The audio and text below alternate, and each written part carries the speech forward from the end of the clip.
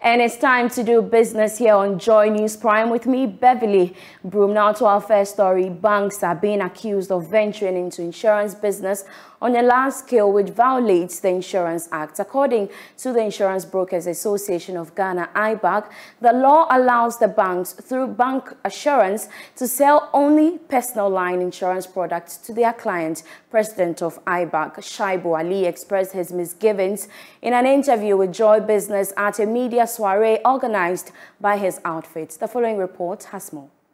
Under the bank assurance agreement, banks are allowed to serve as a channel to sell personal line insurance products only. But according to IBAG, banks are engaged in streamlined insurance business under the guise of the bank assurance agreement, a situation that says violates the provisions in the Insurance Act. Speaking to Joy Business, President of the association, Shaibu Ali, says the phenomenon is getting out of hand and gradually relegating insurance brokers to the background. It's our turf. The banks are supposed to be doing banking. Insurance is supposed to be an insurance activity. Now you have veered into insurance, but the law grants you the right to do insurance, corporate agency for personal lines. The law does not grant you the right to do commercial lines. We don't have a problem with banks doing personal lines. The telecos are doing personal lines. Have we complained? No. So if we are talking about what the banks are doing, look, our members have lost businesses, huge accounts, because the clients were in that situation where the bank insists that, look, before I'll proceed to do business with you, give me the broken business. And so the clients have to reluctantly cede to it. And that is affecting us. Shaibu Ali is therefore calling on Bank of Ghana to intervene by way of applying sanctions to banks complicit. We are seriously taking this very far. We take it to whatever. The law must work. The law must work. The banks are not above the law. The law must work. The central bank must come in, call the banks to order. Sanity must prevail. They can do insurance. We are not stopping them. But they should do insurance which they have been permitted to do, not insurance that they have not been permitted to do. That we will not allow it. The IBAG media soiree sought to create relationships with the media to sensitize the public on the relevance of insurance brokers. For his part, Chief Executive of Ghana Insurance Association, Dr. Kingsley Kwabashan, described the event as an eye-opener. I believe that this evening will be one for all of us to remember, but most importantly, it will be an eye-opener for all of us to understand and appreciate that insurers, brokers, and all the other terminologies that you can use have one goal: to make life better for you. Meanwhile, the Vice President of IBAG, Stephen Kwanteng Yabua, highlighted the relevance of the insurance brokers' contribution to GDP using the UK industry as a case study. If you go to UK, almost 73% of all general insurance businesses are bought through brokers. And as high as more than 90% of all commercial general insurance businesses are sold by brokers. So brokers are actually contributing in excess of £60 billion premium to the UK market. So why won't people trust insurance? Because they are using brokers who know insurance and who know how best to represent the interests of the client. The IBAG media soiree marked the climax of the Insurance Broker Awareness Month.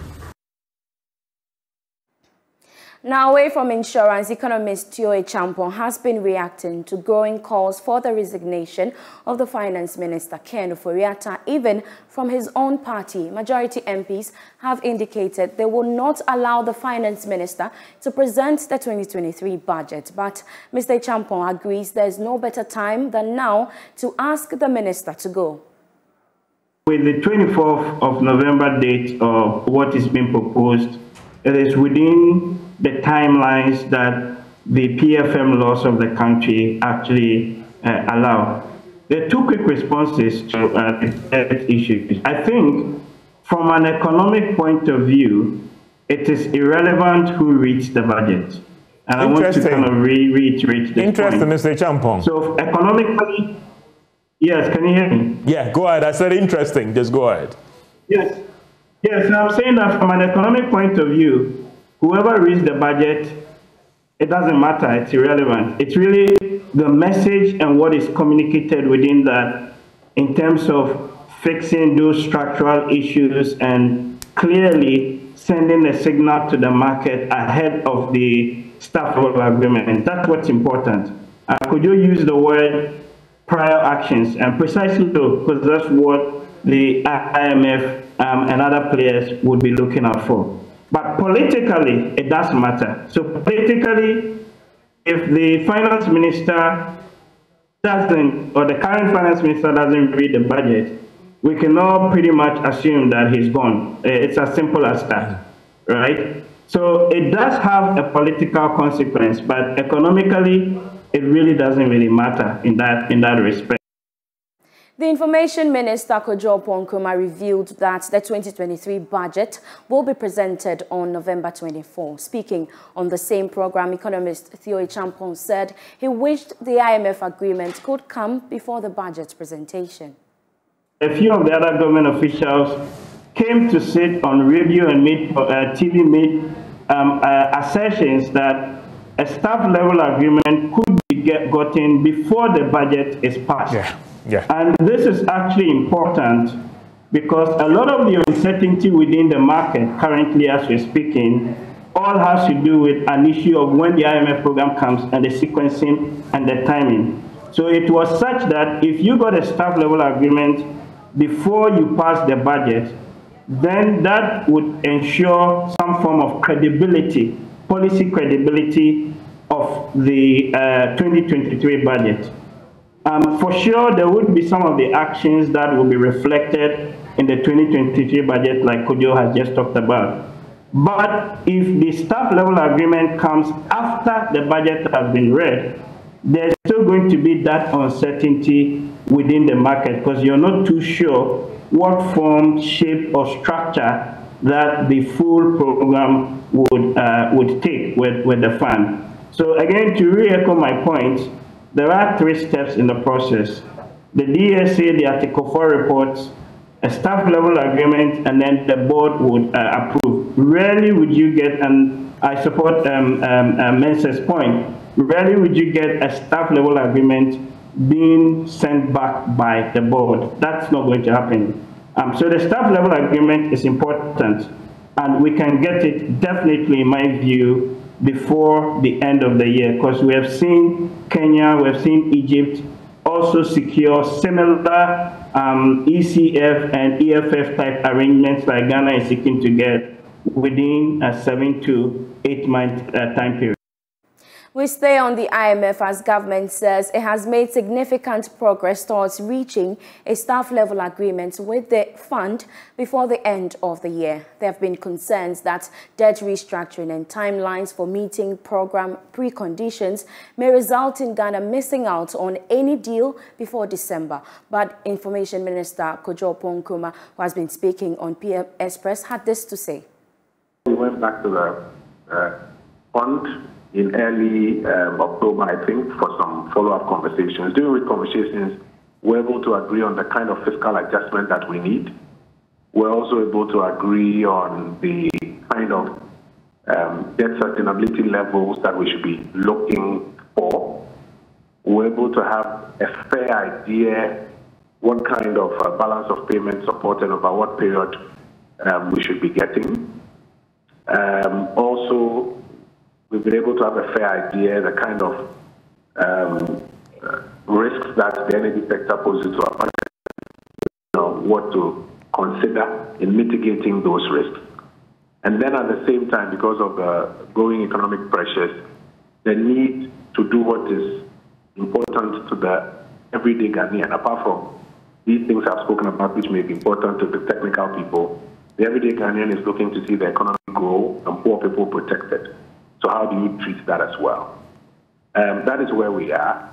So I'd say that so far the conversations have gone, or the negotiations have gone fairly well. We're expecting to go to Parliament, to lay before Parliament some of those ones that the President has already mentioned. Those are low-hanging fruits. They also show our commitment as a country to the kind of program we are looking to get. Because if you look at the old way the fund used to operate, they have what they call the prior action. This, would show some prior commitment even to some of the things that we hope to do with them. And then we expect a mission by the end of November, and we expect to have a staff level agreement with the technical staff when they come and do the final negotiations with that before the end of. Away from IMF-related issues, as traders are being accused of unreasonably increasing prices of items, but they say the hikes in fuel prices and depreciation of the cedi against the dollar are to blame. They are therefore appealing to authorities to implement policies to reduce the rampant increase in prices on the market. In today's edition of the Joy Business Shopping List, I visited the Makolo Kanshi market to take a look at the prices of some foodstuffs. Well, in these challenging times that food prices are able to change within 24 hours, we ask that how prepared are you with your next trip to the market? Today we are here at the Makola Okanshi market to gauge the prices of some foodstuffs we have on the market. Are you ready for shopping? Let's go.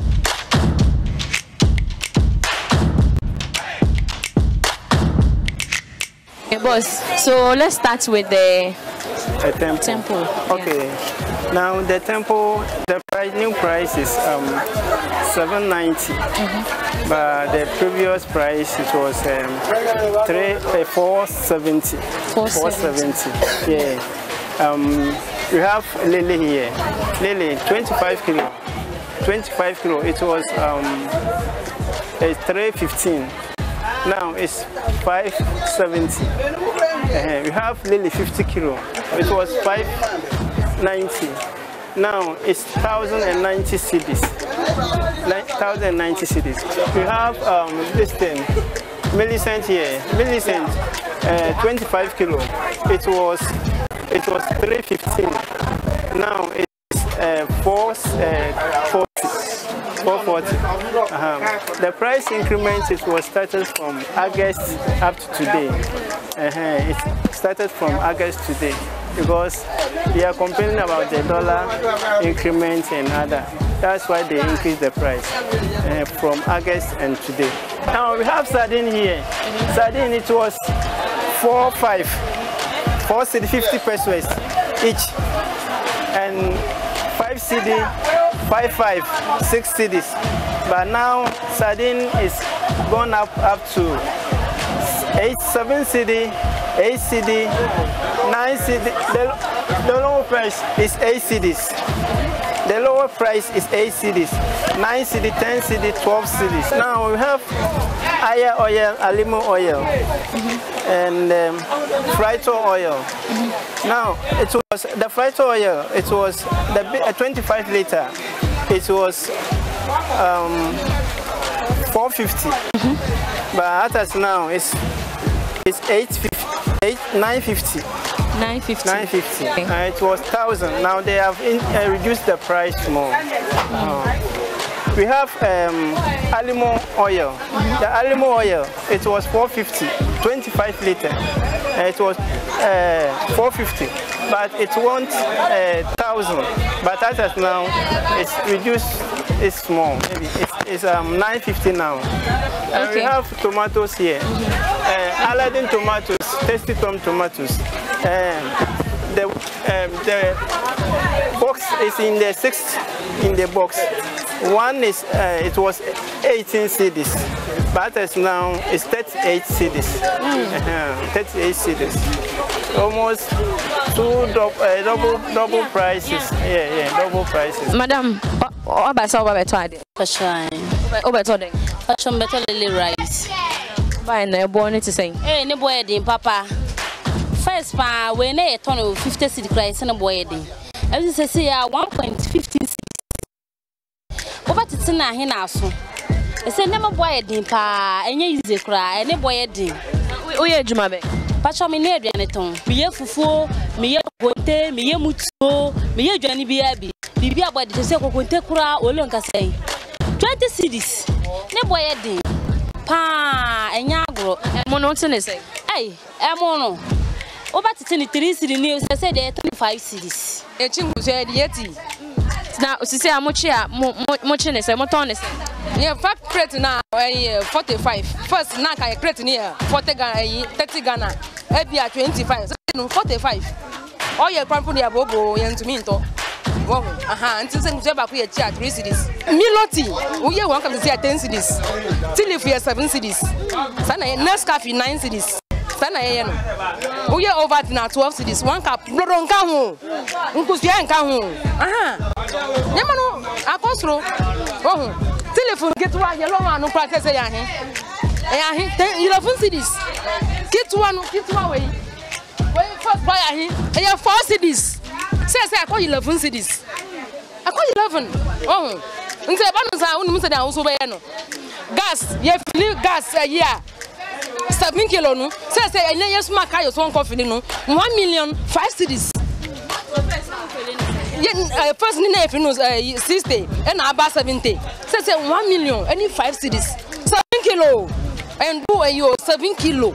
So it's obvious prices of goods are skyrocketing on the market. Traders are crying, customers are also crying due to the increment in prices. So when next you want to visit the market, note that you need to have a lot of cash in your pocket. From the Makola Okainshi market, this is the Joy Business Shopping List. My name is Beverly Broohm. See you next week. Bye.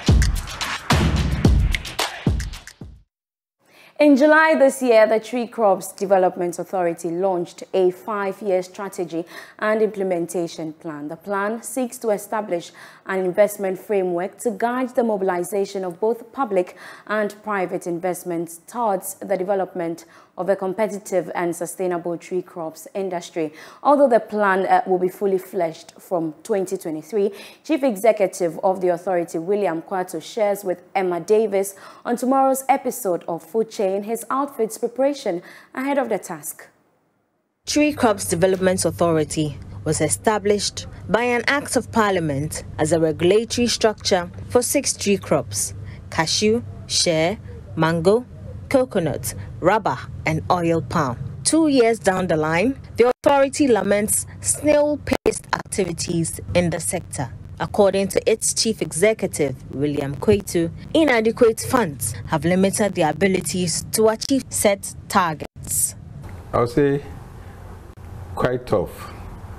When we started, we were very enthusiastic and hoping that, of course, as a new authority, and given the mandate to regulate and develop at a very fast rate, the regulation and then the development of 6 tree crops. We're in the second year. The second year is almost gone, and we still, I would say, we are struggling to get the needed resources to begin the activities that we have put down, and wanting to have the resources to execute. The authority set a target of $100 million to achieve the 5-year strategy and implementation plan. Although the plan seeks to garner funds for all 6 crops, Mr. Kwato reviewed that donors are selective of the crops to invest in. Likely, some of the crops, I would say, are more promising than others. The development partners or the development world is interested in some of the crops more than others. But if this money is coming from the government, then of course we will apply equally this amount of money to all the 6 crops. But if we write to various donors and various development partners to assist, those who show certain interest in certain crops is what we are going to do. The Minister of Food and Agriculture, Dr. Owusu-Efiri Akoto, pledged to give the authority $5 million annually. But Mr. Kwato disclosed that the first tranche was not up to 1 million cedis. This year has been very, very difficult for government, and so we have pushed. This year, I would say that we have had only 2 releases. That is even less than 1 million cedis. Wow. Okay, and so that is not the $5 million that was promised. It cannot come anywhere near it. $5 million now, as we even take the dollar at 10 cedis, it should be about 5 times 7 will give you 50. So that should have been about 50 million Ghana cedis. But so far, what we have been able to actualize from Ministry of Finance is less than 1 million cedis. Basically, that takes care of the office expenditure and salaries and other things. Notwithstanding, the Tree Crops Development Authority is optimistic that the 5-year strategy and implementation plan will be achieved by the set time in 2027. I'm quite emphatic on the fact that Ministry of Finance will have to give us the clearance to hire. January we should have the full structure, and we will get these monies. I believe that. Okay. Thank you very much. You're welcome. Thank you, Mr. Kwetu. Right. Catch the full conversation on Saturday at 6 p.m. on Joy News channel. Now it's time for the stock market review with Head of Trading at Republic Securities, Patrick Edemagama. On the stock market this week, 21 equities exchanged hands alongside new gold ETF. The week-on-week trade volumes fell marginally, leading to a 43% dip in values traded. MTN again led volumes traded by 52% as new gold ETF dominated values traded by 89%. The GSE Composite Index plunged further into negatives, closing at a year-to-date of negative 12.18%. Meanwhile, the Financial Stock Index recovered slightly to close at a year-to-date of negative 3.73%. The market recorded two gainers and a loser. New Gold ETF led the gainers to close at 261.4 Ghana cedis, whilst the Trust Bank Gambia gained 5 pesos to close at 60 pesos per share. MTN remained the sole loser to close the week at 87 pesos per share. On that note, we end Prime Business here on the Joy News channel with me, Beverly Broohm. For more news, you can log on to myjoyonline.com/business. Up next, the sports.